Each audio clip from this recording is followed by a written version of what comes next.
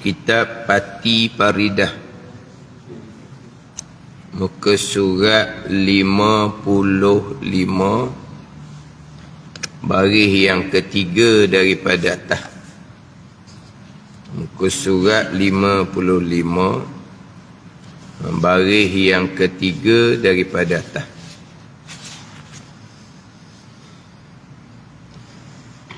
Qala al-muallifu rahimahullahu ta'ala wa nafa'ana bi'ulumihi amin.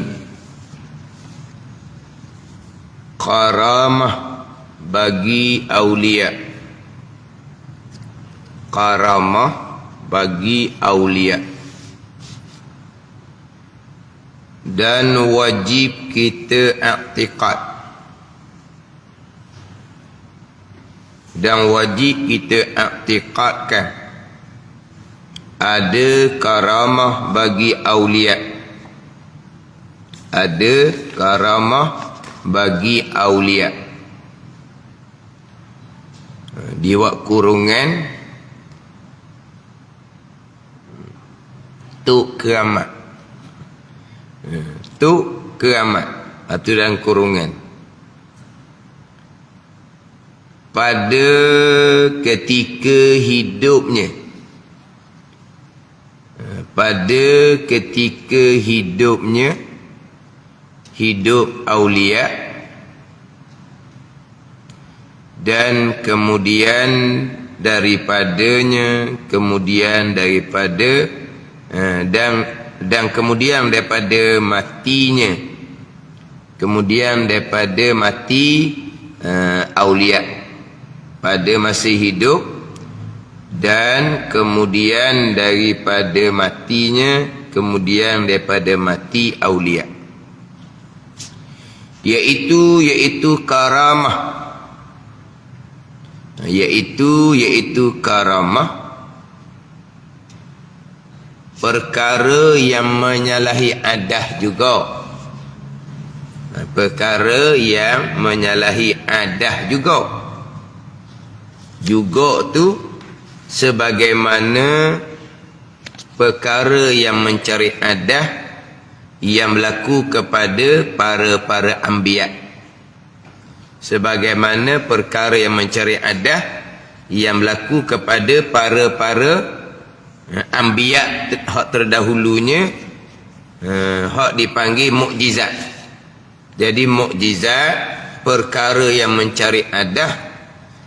Karamah pun perkara yang mencari adah juga.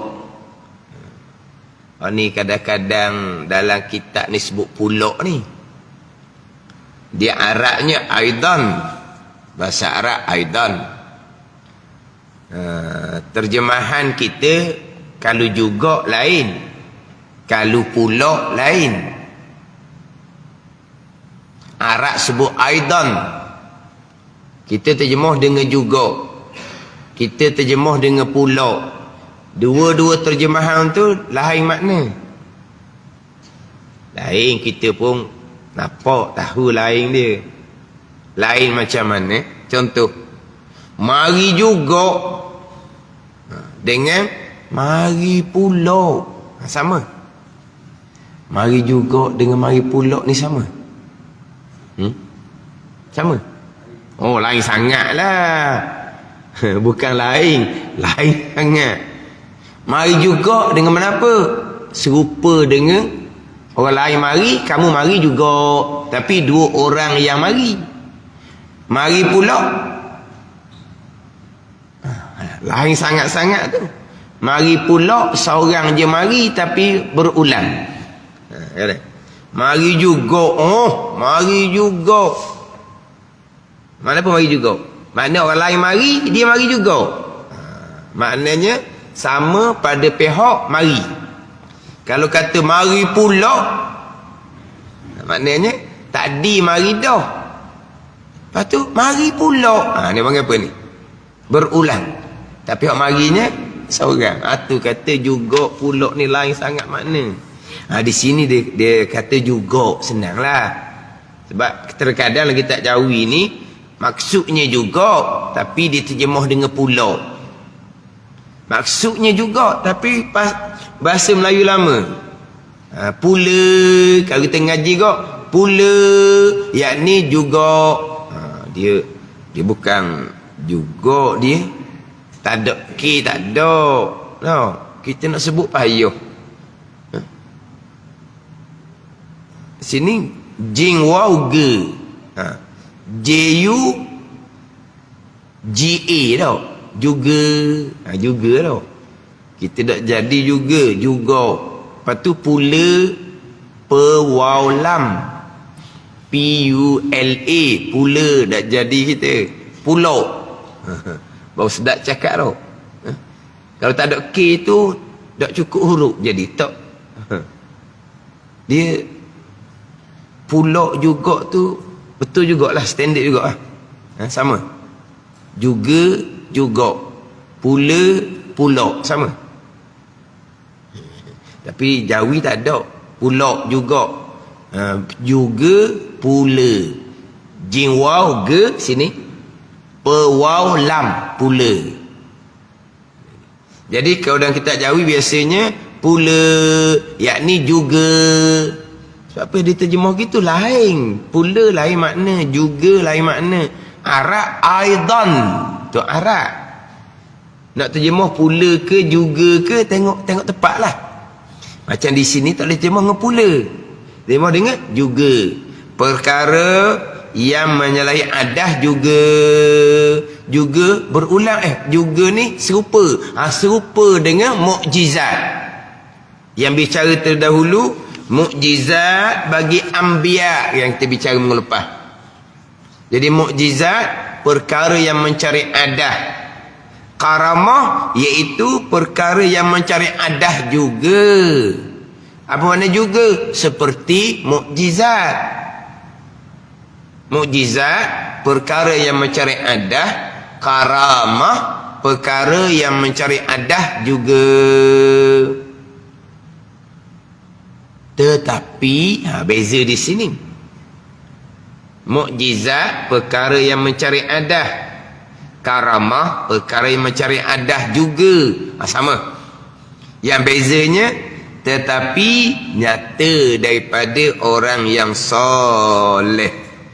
Adapun mukjizat zahir daripada anbiya. Bezanya, karamah nyata daripada orang yang soleh, kemudian mukjizat zahir daripada anbiya, para nabi.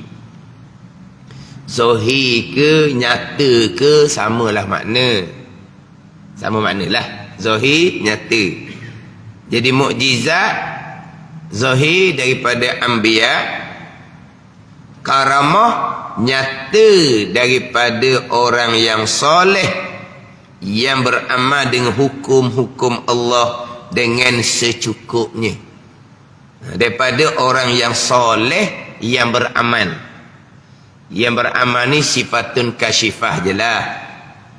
Orang soleh yang beramal lah. Kalau tidak beramal tak panggil orang yang soleh. Yang ni dia nak menjelaskan soleh, bukan yang tu dengan sifat nak mengeluarkan yang sebaliknya. Contoh, orang mukmin yang soleh nak keluar orang mukmin yang derhaka. Gitu. Orang mukmin yang soleh disifatkan dengan yang soleh, nak keluar tak masuk orang mukmin tapi yang derhaka. Sebab orang mukmin ada dua, yang soleh, yang derhaka. Adapun orang yang soleh yang beramal. Orang soleh tu orang beramal lah, tak beramal tak soleh daripada awal lagi. Macam contoh ginilah, kewajipan yang diperintah. Adakah kewajipan yang tidak diperintah? Kemaksiatan yang dilarang. Adakah kemaksiatan yang tidak dilarang? Itu dipanggil sifatun kasyifah. Nak menjelaskan laginya, bukan nak mengeluarkan. Ada kewajipan yang tidak disuruh, ada lah. Ada kemaksiatan yang tidak dilarang? Tak ada lah. Dia nak menjelaskan. Macam di sinilah. Orang soleh yang beramal. Bukan orang soleh yang tidak beramal. Yang tidak beramal tak panggil soleh awal-awal lagi dah. Dia ada datangkan sifat nak menjelaskan dan ataupun nak mengeluarkan. Mana? Orang mukmin yang soleh nak mengeluarkan daripada orang mukmin yang derhaka. Gitulah.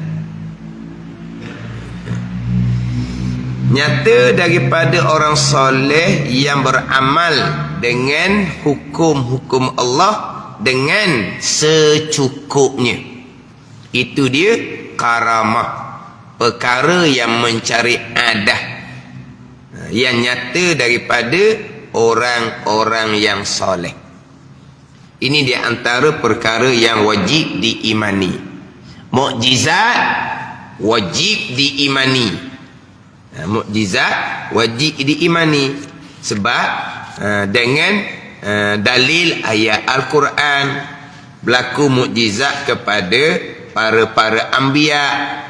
Mukjizat yang berlaku pada Nabi Musa alaihi salam dinyatakan dalam ayat Al-Quran.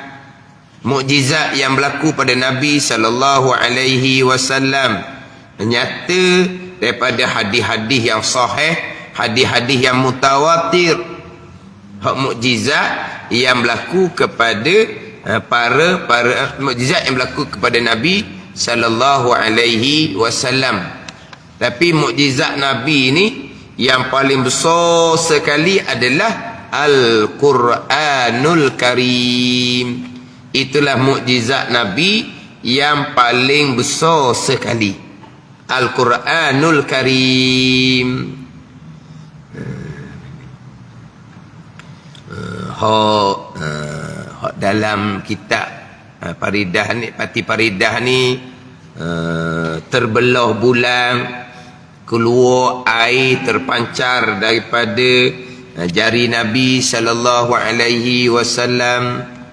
Mukjizat juga yang berlaku pada Nabi sallallahu alaihi wasallam, batu, pokok kayu memberi salam kepada Nabi sallallahu alaihi wasallam. Itu contoh mukjizat yang berlaku kepada Nabi sallallahu alaihi wasallam dengan khabar yang mutawatir, yang mana engkar cerita mukjizat Nabi dengan khabar yang mutawatir ini, maka jadi kafir. Maka jadi kafir. Kalau mukjizat yang datang daripada khabar yang mutawatir, mukjizat yang datang daripada khabar yang mutawatir, jikalau engkar hukumnya jatuh kafir. Adapun contohnya keluar air di antara celah-celah Nabi sallallahu alaihi wasallam, itu bukan khabar yang mutawatir, masyhur saja cerita tu. Kau diengkarkan, mana ada berlakunya keluar air ikut celah jari Nabi sallallahu alaihi wasallam. Dia engkar, maka tu tak ada kafir, tu jadi fasik. Maknanya hak mukjizat yang jelas dinyatakan dalam Al-Quranul Karim, mukjizat yang datang daripada khabar hadis-hadis Nabi yang mutawatir, tu kalau engkar dinafikan maka jatuh kafir. Adapun keluar air daripada celah jari Nabi sallallahu alaihi wasallam bukan khabar yang mutawatir, jikalau engkar tak jatuh kafir lah, tapi jatuh fasik, berdosa besar. Itu hak mukjizat. Ni hak karamah. Karamah ni asal maknanya bahasa Arab, karamah ni kemuliaan. Karamah ni kemuliaan. Itu asal maknalah, kemuliaan. Tapi di sini bukan nak maksud kemuliaan tu. Nak pergi karamah dengan makna perkara yang mencari adah yang nyata daripada orang yang soleh. Tapi asal makna karamah adalah kemuliaan. Itu asal makna. Pergi kepada karamah ni adalah perkara yang mencari adah yang berlaku kepada orang yang soleh. Mana contohnya kisah Siti Maryam. Kisah Siti Maryam. Mana Siti Maryam ni dia dapat makanan buahan yang bukan pada masa dia. Kisah Ashabul Kahfi. Kisah Ashabul Kahfi itu pun perkara yang mencari adah. Kisah Ashabul Kahfi itulah 7 orang daripada ahli Rom tu. Hak selepas daripada kisah Ashabul Kahfi ni daripada ahli Rom yang mereka takut daripada raja mereka. Kisah Ashabul Kahfi ni selepas daripada Nabi Isa alaihi salam tu. Lepas daripada Nabi Isa alaihi salam yang mereka tidur dalam gua tu 309 tahun. Ya. 309 tahun tidur dalam gua tu. Dalam gua. Yang mana Ashabul Kahfi ni ijma' ulama mereka bukan nabi. Maka bila berlaku perkara mencari adah ni dah panggil mukjizat lah, sebab ijma' ulama Ashabul Kahfi bukan di kalangan para anbiya. Itu dia panggil karamah. Ni hak kisah dalam Quran tu lah, hak kisah dipindahkan akan mahliga Ratu Balqis tu. Akan mahliga Ratu Balqis. Itu pun dipanggil karamah juga. Dalam Al-Quran waqala allazi indahu ilmun minal kitab ana atika bihi qabla an yartadda ilaika tawfuk. Waqala allazi indahu ilmun minal kitab ana atika bihi qabla an yartadda ilaika tarfuk. Berkata seorang laki-laki yang di sisinya ada ilmu daripada kitab Taurah dan kitab Zabur, aku boleh mendatangkan mahligai Ratul Balqis sebelum engkau benda ni kelip mata tu, kelip buka je mata, maka mahliga tu ada depan mata engkau, ya Sulaiman. Ifritnya, asal ifritnya kata dia boleh mendatangkan mahliga Ratu Balqis sebelum engkau berdiri di tempat duduk engkau. Mahliga tu ada dah sebelum engkau bangkit di tempat duduk, tapi lambat juga. Hak tu ifrit, jin hak paling gagah dah tu. Tetapi hak ni manusia, dia boleh mendatangkan mahliga Ratu Balqis tu sekelip mata. Kelip buka dia dah. Ni. Ni ayat Al-Quran cerita ni. Dan lelaki ni anbiya, nabi. Bukan. Lepas tu dia boleh mendatangkan mahliga Balqis yang jauh tu dalam sekelip mata. Sekelip mata. Fi tarfati ain dia panggil sekelip mata. Itu dia panggil karamah. Wa qala allazi indahu minal kitab wa qala allazi indahu minal kitab ana atika bihi qabla an yartadda ilaika tarfuk. Asalnya Nabi Sulaiman tu kan, dia tanya pembesar dia, ya ayyuhal mala'u ayyukum ya'tini bi arsyiha qabla an ya'tuni muslimin. Siapa yang boleh mendatangkan mahliga Ratu Balqis ni sebelum ia datang menyeriri masuk Islam? Kata Nabi Sulaiman. Siapa dia kan pembesar yang boleh mendatangkan? Tu jawab, qala ifritu minal jinni ana atika bihi qabla an taquma min maqamik. Kata ifrit, kata dia boleh mendatangkan sebelum bangkit dari tempat duduk engkau, bangkit dari tempat duduk ya Sulaiman. Ayat tu Ni saya biasa datangkan ayat ni sebab dinyatakan dalam kitab. Itulah dalil tolong menolong sesama hamba. Tolong menolong. Nabi Sulaiman tanya kepada pembesar, siapa yang boleh mendatangkan mahligai Ratu Balqis? Jawab Ifrit, aku boleh mendatangkan. Jawab lelaki ni, aku yang boleh mendatangkan. Dia panggil ni tolong menolong. Yang mana Nabi Sulaiman tanya pembesar, siapa yang boleh mendatangkan mahligai Ratu Balqis? Minta tolong dengan pembesar ni. Bukan kata, ya Allah, ya Tuhanku, datangkan oleh kamu. Dia tak minta dengan Allah Ta'ala. Dia tanya pembesar dia, siapa dengan pembesar yang boleh mendatangkan mahligai Ratu Balqis ni? Mana apa ni? Minta tolong dengan makhluk, tak ada salah. Ada golongan yang ajaran karuk, minta tolong je dengan makhluk, syirik. Kerana tidak tolong dengan Allah. Kan kita kan, iyyaka na'budu wa iyyaka nasta'in. Dan akan jika jualah aku minta pertolongan. Akan jika jua kami minta pertolongan. Kenapa nak minta pertolongan yang lain? Dalam hadis Tirmizi, iza sa'alta fas'alillah wa iza sta'anta fasta'in billah. Iza sa'alta, minta, fas'alillah, Nabi kata, minta dengan Allah lah. Wa iza sta'anta, kalau nak mohon pembantuan, wa iza sta'anta fasta'in billah lah, minta bantuan daripada Allah Ta'ala. Itu hakiki, tidak menafikan syariat. Wa ta'awanu 'alal birri wat taqwa, Tuhan kata, dan bertolong menolonglah kamu atas kebajikan dan ketakwaan. Hakikinya dah kita hikam, fala tarfa'anna hajatan ila ghairi huwa murir alaik. Jangan sesekali kamu mengangkatkan hajah kamu kepada selain daripada Allah, kerana Allah yang mendatangkan hajah kamu. Itu hakikat, tidak menafikan syariat tolong menolong. Ini hak ngaji salah ni kok.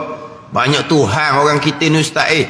Banyak Tuhan macam mana? Minta tolong orang tu, minta tolong orang ni. Tak ada Tuhan ni, syirik ke?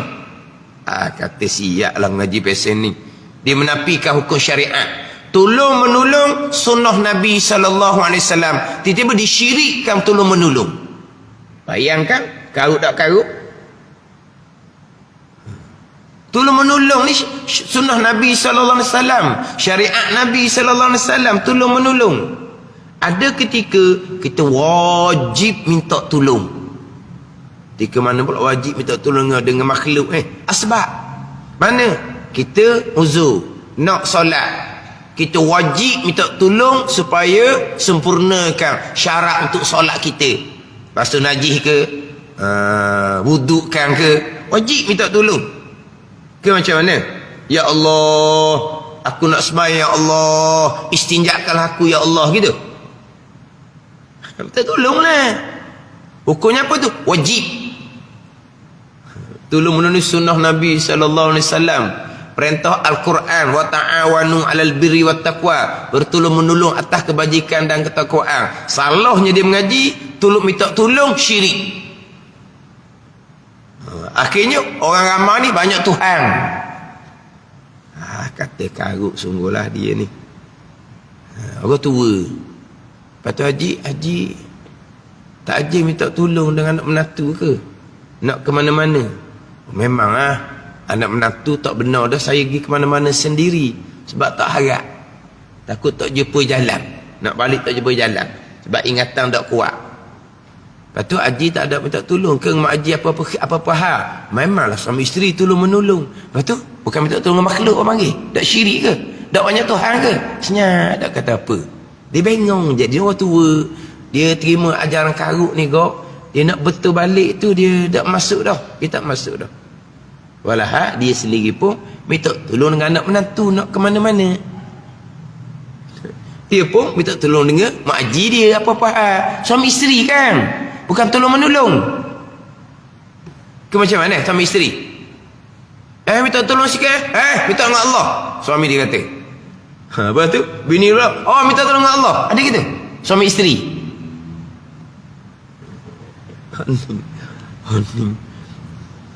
Dia susah sikit. Bukan susah sikit lah. Susah sangat lah kita kata. Tengok mepeh lah, pandai mepeh. Faham mepeh? Mepeh ni susah sangat tau. Mepeh. Ke maksud lain mepeh? Mepeh ni susah sangat lah. Mak ayah dia orang senang. Mak ayah dia orang senang.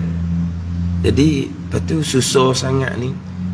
Tak minta tolong ke dengan mak ayah. Tak boleh tolong mak ayah. Syirik dia kata. Kata budak ni, habis mana pula ilmu ni? Dia dah mepeh, susah. Ni bini nak makan nak apa ni, seorang tak apalah. Ada isteri tapi dia belajar agama tapi belajar salah guru. Kata tak minta tolong dengan mak ayah. Tak boleh, syirik. Sekejap dia panggil mek dia, isteri dia. Mek, buat air ni, buat air. Mek, kamu minta tolong siapa tadi? Tolong puan buat air. Kamu tak boleh minta tolong dengan makhluk, syirik. Dia buat air sendiri. Senyap, dia tak kata apa. Klik lihat. Ni dia faham sebab dia budak muda. Tadi ayah haji orang tua tu dia tak faham dah kita kata apa pun. Ni budak ni dia faham. Kamu ni minta tolong tak ada salahnya, itu asbab. Buat asbab itu syariat Nabi. Kamu mana syirik-syirik ni, tengok. Kamu tadi minta tolong isteri kamu. Isteri kamu tu makhluk tak boleh bekah. Tu kamu minta tolong. Pada ni. Tapi hak ni tak apa, hak ni dia orang muda senang. Dia mudah faham lalu dah. Kamu ni ngaji mana pasal gitu kata ni. Salah sangat gitu. Syirik apa kata? Itu tolong menolong tu kehidupan kita. Ada antara ayat tolong menolongnya tadi. Hak kisah Nabi Sulaiman alaihissalam. Qala ya ayyuhal malak ayyukum ya'tini bi arsyiha. Wahai pembesar, siapa dia kalau kamu boleh mendatangkan hak Mahligai Ratu Balqis. Hak Ifrit kata dia akan mendatangkan sebelum Nabi Sulaiman bangkit dari tempat duduk. Mahligai Balqis tu sudah ada tapi lambat. Qala allazi indahu minal kitab qala allazi indahu ilmun minal kitab ana atika bihi qabla an yartadda ilaika tarfu. Ni lelaki ni bukan jin ni, manusia biasa yang di sisinya ada ilmu daripada kitab Taurah dan kitab Zabur.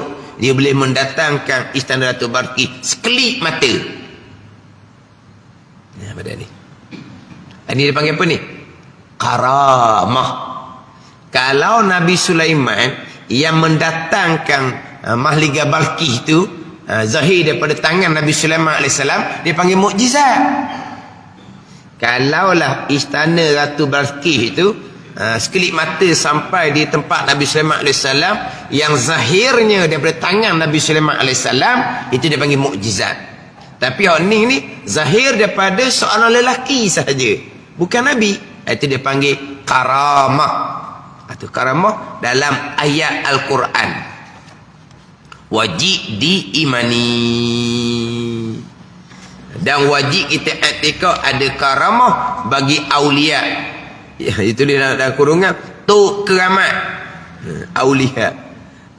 Di antaranya karamah yang berlaku kepada Sayyidina Umar radhiyallahu anhu. Contohnya Sayyidina Umar nampak dalam jarak ketika tu Sayyidina Umar hantar dia punya sariyah dia, tentera dia.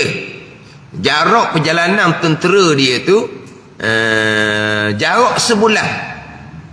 Jarak tu jauhnya. Jadi Sayyidina Umar radhiyallahu anhu masa tu sedang berkhutbah. Jadi saya nampak tentera Islam ni terkepung di tengah bukit. Jadi saya nama tengah berkhutbah, saya nama pun seru, ya Sariyah al-jabal, al-jabal. Bukit. Seribu. Sebulan perjalanan antara Sayyidina Umar dengan Sariyah, tentera yang dihantar oleh Sayyidina Umar. Jadi tentera Sayyidina Umar tu dengar akan suara Sayyidina Umar. Sayyidina Umar nampak apa yang berlaku di ketika tu tentera Islam terkepung di tengah bukit. Mana? Sayyidina Umar sunat atas bukit al-jabal, al-jabal. Sayyidina Umar nampak daripada jauh. sahabat pula dengar seruan Sayyidina Umar, mereka pun naik atas bukit. Ini bukan mana satelit. Ni bukan satelit ni. Bukan satelit. Dia apa tu? Karamah. Jadi karamah yang berlaku pada para aulia ni cukup banyak. Karamah yang berlaku pada para sahabat ni cukup banyak. Tapi tidak dibicarakan. Sebab apa? Yang dibicarakan adalah ketaatan sahabat Nabi sallallahu alaihi wasallam. Istiqamahnya sahabat Nabi atas ketaatan, itu yang dibicarakan. Ada ni. Sebab al-istiqamah khairun min alfi karamah. Al-istiqamah khairun min alfi karamah. Istiqamah lebih baik daripada 1000 perkara yang mencari adah. Al-istiqamah khairun min alfi karamah. Mana istiqamahnya? Istiqamah ni tetap hati bersama dengan Allah Subhanahu wa ta'ala. Tetap hati bersama dengan Allah Subhanahu wa ta'ala. Sa'ah demi sa'ah, napah demi napah, lebih baik daripada 1000 perkara yang mencari adah. Istiqamah. Orang-orang yang soleh ni istiqamah hati hanya bersama dengan Allah Subhanahu wa ta'ala. Kita ni istiqamah atas keimanan. Istiqamah atas ketaatan zahir dan batin. Tapi hati kita banyak lalai. Tapi iman akidah kita tetap tak bergerak. Taat zahir, taat batin tetap. Kerjakan taat zahir dan batin, tinggalkan maksiat zahir dan batin. Itu istiqamah kita. Istiqamah orang peringkat-peringkat aulia ni, tetap hati mereka bersama dengan Allah Subhanahu wa ta'ala, napah demi napah, sa'ah demi sa'ah. Tu istiqamah para aulia. Jadi istiqamah ni lah, al-istiqamatu khairun min alfi karamah. Istiqamah lebih baik daripada 1000 perkara yang mencari adah. 1000 perkara yang mencari adah.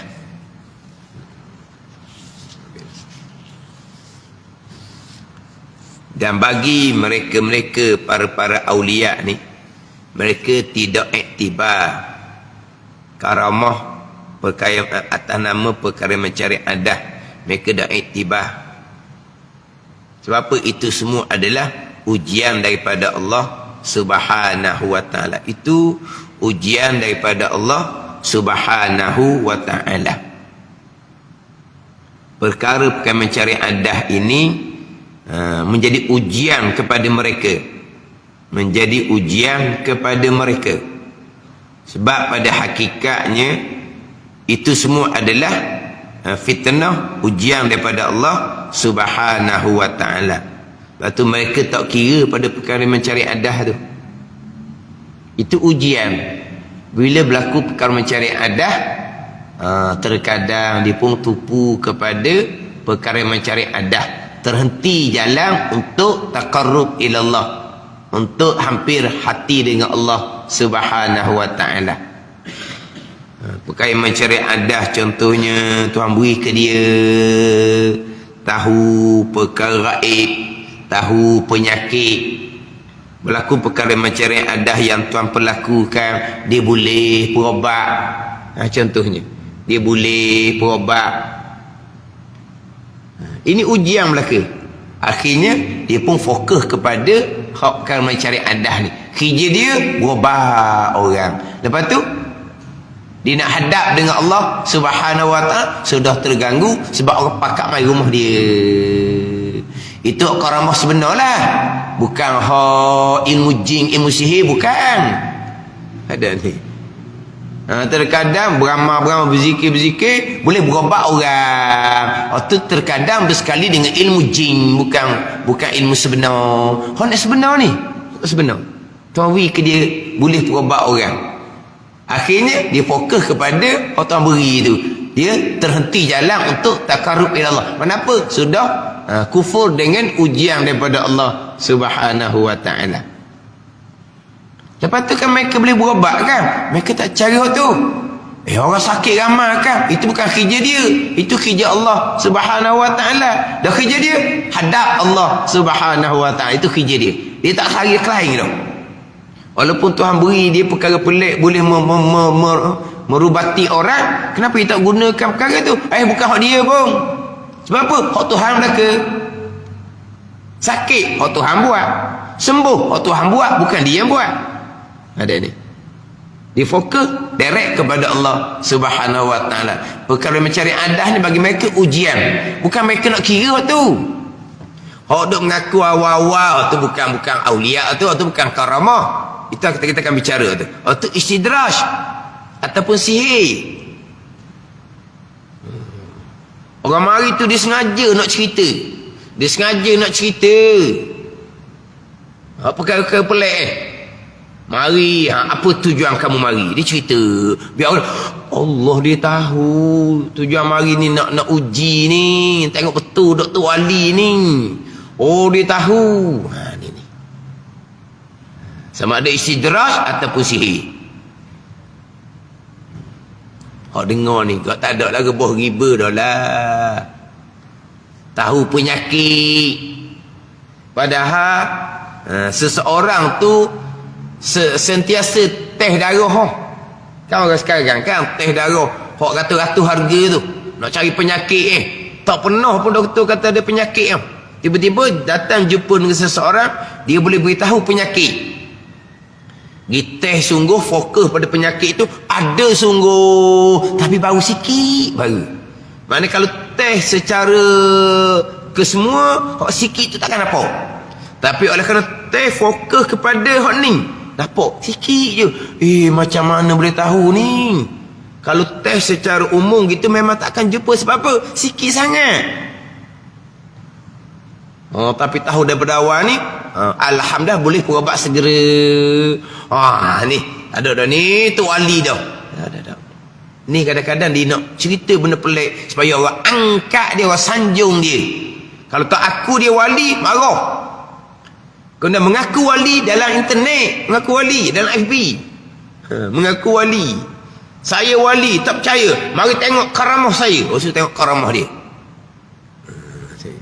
Sama ada istidraj atau sihir, kita akan bicara nanti. Itu bukan karamah. Disengaja nak menzahirkan. Rahsia ini kurniakan oleh Allah Subhanahu wa taala. Para aulia ni Allah Ta'ala kurniakan kepada mereka pengetahuan yang cukup luas. Rahsia alam mereka tahu. Yang terkandung di dalam lapisan bumi mereka tahu. Tapi mereka tak percaya itu adalah kepunyaan Allah Subhanahu wa taala. Mereka tidak ganggu takbir Allah Subhanahu wa taala. Mereka tak kata, tanah ni ada mah. Tanah ni ada biji. Tanah ni ada. Tapi mereka tahu. Tapi itu bukan urusan mereka. Jadi Tuhan beritahu tu sebagai ujian pada mereka. Tapi itu dipanggil perkara yang mencari adat. Perkara yang luar biasa. Mana mungkin boleh berlaku benda yang tersembunyi di dalam bumi. Tak ada yang boleh tahu. Dia tersembunyi dalam bumi, alam langit ke, dalam hati ke, dia tahu. Ini perkara mencari adat. Karamah ataupun istidraj ataupun sihir.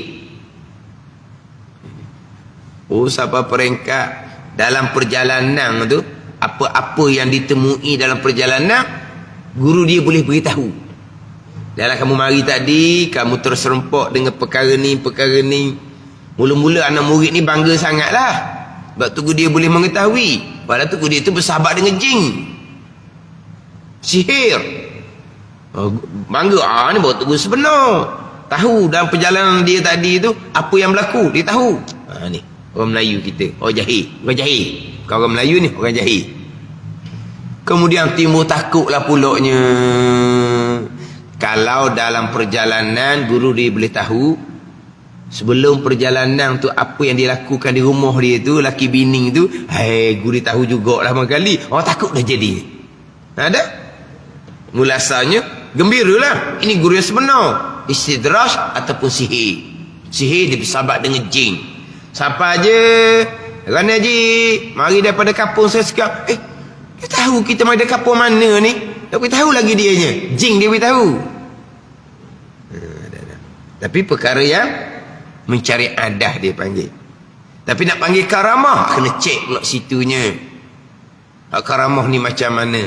Yang mana karamah ni terkadang masyhur timbul-timbulnya lepas daripada mati. Lepas dia mati baru timbul. Masih hidup ni orang tak pandai nak timbulkan. Sebab apa? Dok dia kata, dok awak salah tu. Saya pergi Mekah, saya terjumpalah. Memang macam rupa haji dah di Mekah. Oh lah, orang muka serupa ni kan ramai dalam dunia ni kan. Padahal ni. Padahal dia dah. Tuhan lipat bumi ke dia? Tuhan lipat bumi. Selangkah sampai Mekah. Ada ni. Tapi dia nak kata, aku tu wali kan. Baru kamu tahu. Dah. Tapi biasanya kisah-kisah yang seumpama ni akan ditimbulkan selepas dia tak ada. Bukan masa dia hidup. Bukan dia sendiri cerita, bukan. Kamu tahu tak tadi saya semai Mekah tadi. Bismillah, langkah siapa dalam Masjidil Haram. Lepas tu keluar Masjidil Haram, langkah masuk dalam rumah semula. Tak ada bukan mereka cerita. Orang kebetulan terserempak. Tapi kalau cerita ke dia, dia kata tak. Orang muka serupa. Tapi biasanya perkara ni akan jadi timbul cerita lepas daripada mereka mati. Sebab yang kita nak kepada mereka bukan perkara mencari adah. Yang kita nak pada mereka adalah ketaatan mereka tu. Waktu yang kita nak, ketaatan mereka. Tapi karamah ni menjadi bukti mereka wali, sebagian mukjizat menjadi bukti seseorang tu Nabi. Untuk buktikan seseorang tu Nabi mustahak, sebab Nabi nak menyampaikan agama. Untuk bukti seseorang tu awliya tak perlu. Tak perlu. Sebab kita hanya, bukan mereka tu Nabi. Kita nak turut Al-Quran hadis yang ada pada mereka. Sekarang ni orang nak ikut Nabi ni kena ada bukti. Puak kafir ni bukti tu dengan mukjizat. Adapun wali tak perlu bukti. Merekanya wali tak perlu. Tak perlu nak akui seseorang tu wali, tak perlu. Sebab kita bukan nak kewalian dia, kita nak ketaatan dia tu kita nak turuti. Ilmu dia kita nak pelajari. Amal dia kita nak contohi. Hak tu yang kita nak. Bukan dia wali ke tak wali, dia dengan Tuhan. Faham tak ni? Maka tak perlu bukti mereka tu wali. Sebab kita tak perlu mereka tu wali ke siapa. Kita perlu kepada ilmu dan amal mereka. Ilmu mereka kita nak pelajari, itulah. Amal mereka kita nak contohi.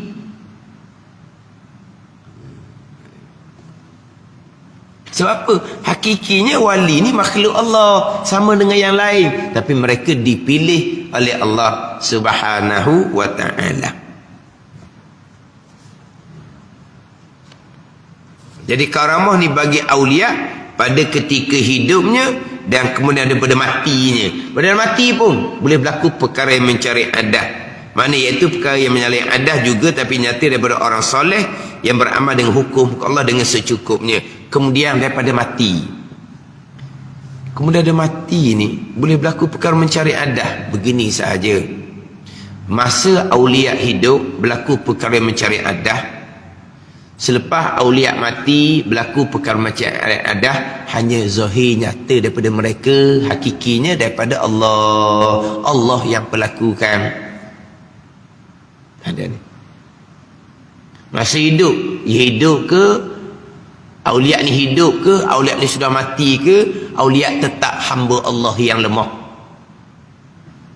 Aulia boleh menolong orang pada masa hidup, tak boleh pada hakikinya. Pada masa mati, tak boleh pada hakikinya.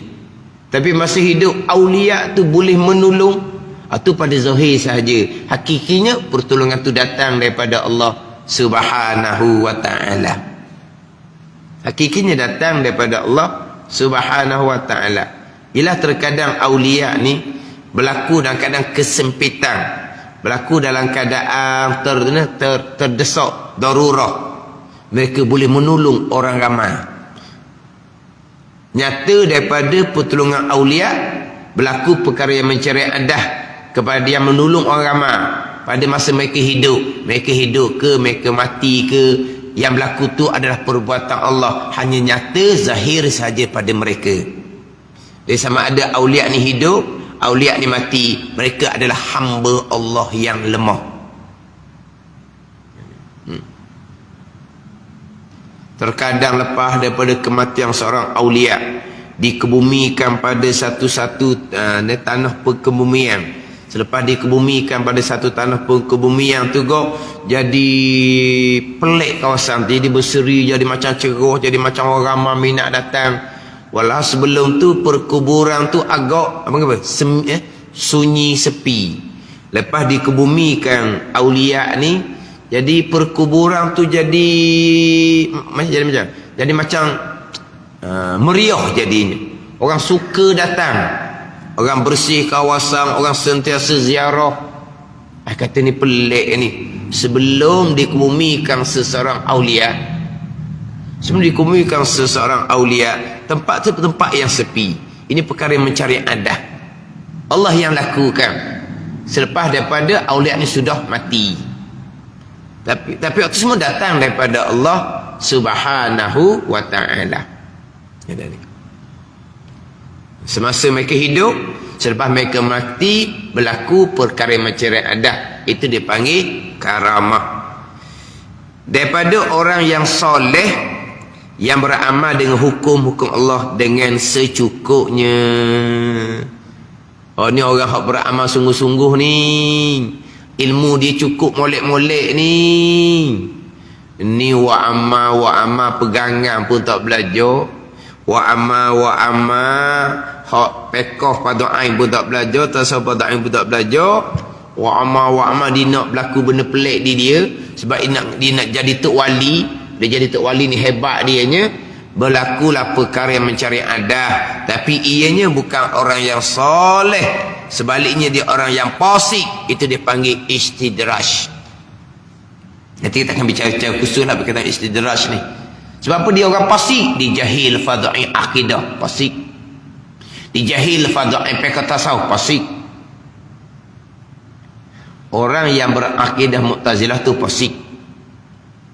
Orang yang tinggal sembahyang, tinggal puasa, fasik. Orang yang berjudi, minum arak, fasik.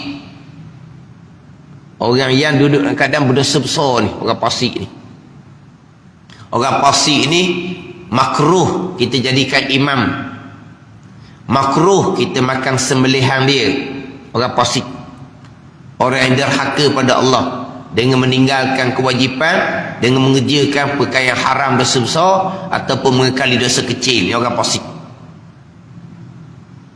Termasuk orang fasik adalah orang yang mengekali jahil fardu ain tauhid fiqh tasawuf. Itu orang fasik. Walaupun dianya sedap baca Al-Quran, hafaz Al-Quran fardu kifayah. Hafaz Al-Quran fardu kifayah. Tapi malangnya ilmu fardhu akidah tidak dipelajari, ilmu fardhu fiqh tidak dipelajari, ilmu fardhu tasawuf tidak dipelajari. Bila ditanya, bukan bidang saya. Tak belajar fardhu ain tauhid fiqh fasik. Jadi imam makruh kita turuti dia. Dapat pahala berjemaah ataupun tidak, khilaf ulama. Boleh tak pahala 27 ataupun tak boleh pahala 27 kalau tu imam tu fasik, mengekali jahil fardu ain. Tapi kalau tu imam tu fasik kerana berpegang dengan akidah yang terpesong, sama sekali tidak akan diterima, sama sekali tidak akan ada pahala berjemaah kalau tu imam yang seumpama tu. Lepas tu macam nak pastikan tu imam ni bukan tu imam yang fasik, yang tidak mengekali jahil fardhu ain tauhid fiqh tasawuf. Orang yang nak melantik imam tu kena pastikan imam tu imam yang tidak fasik. Haram melantik imam yang fasik. Walaupun sah sembahyang dia sekalipun, walaupun sah berjemaah sekalipun, yang khilaf dapat pahala berjemaah berimamkan dengan imam yang fasik, tapi haram melantik imam yang fasik. Mana fasiknya? Jahil fardhu ain tauhid fiqh tasawuf. Nak tahu macam mana dia jahil ke tidak? Dalam temuduga tu tanyalah fardhu ain akidah macam mana tu imam ni. Tanya dia fardhu ain fiqh macam mana. Bukan tanya baca Quran je. Nak beri lantikan di imam ni, bukan suruh baca Quran je. Quran dia cair lah, tak suruh baca dah. Tanya akidah dia macam mana.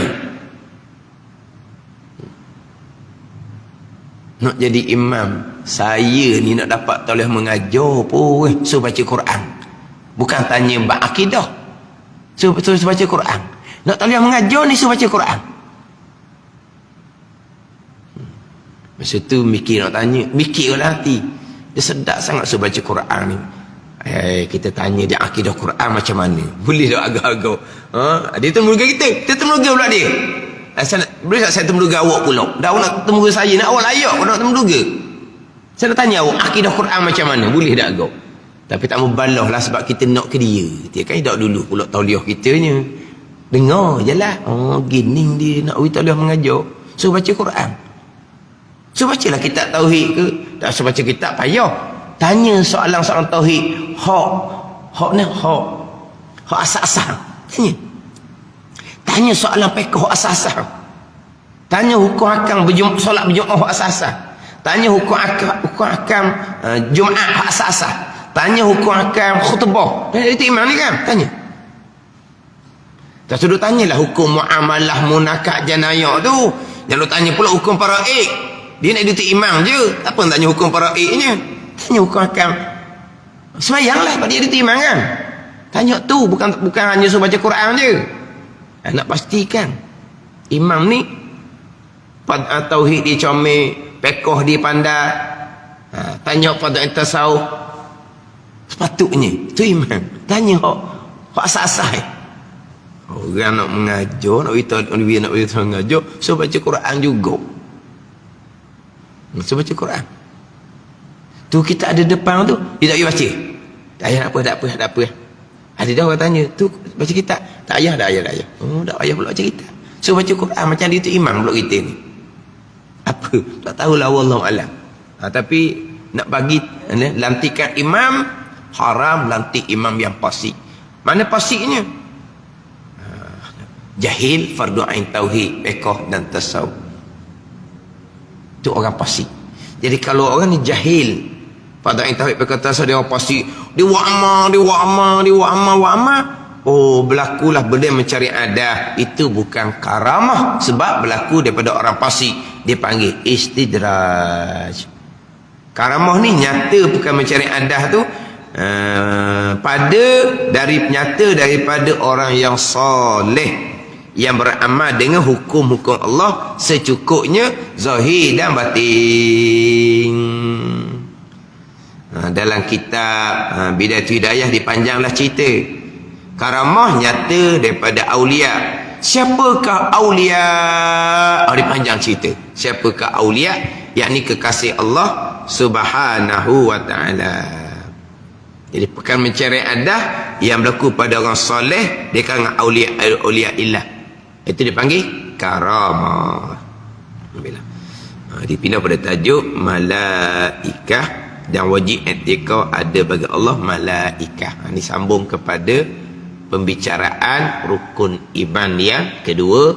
Selepas selesai membicarakan berkaitan dengan aqaidul iman yang 50, berkaitan dengan beriman dengan Allah dan Rasul. Jadi minggu depan kita masuk pada malaikah. Kemudian saya pun undur baliklah kepada pembicaraan perkara yang mencari adah, yang ada 8 nama, mukjizat, irhas, karamah, ma'unah, dia ada istidraj, dia ada sihir, dia ada su'uzah. Ni 8 nama perkara yang mencari adah, 4 yang sebenar, 4 yang salah. Hak sebenar mukjizat, irhas, karamah, dan ma'unah. Hak salahnya terpesong, istidraj, kemudian sihir, kemudian su'uzah, kemudian ihanah. Itu 4 perkara mencari adah yang sesat. Wallahu a'lam.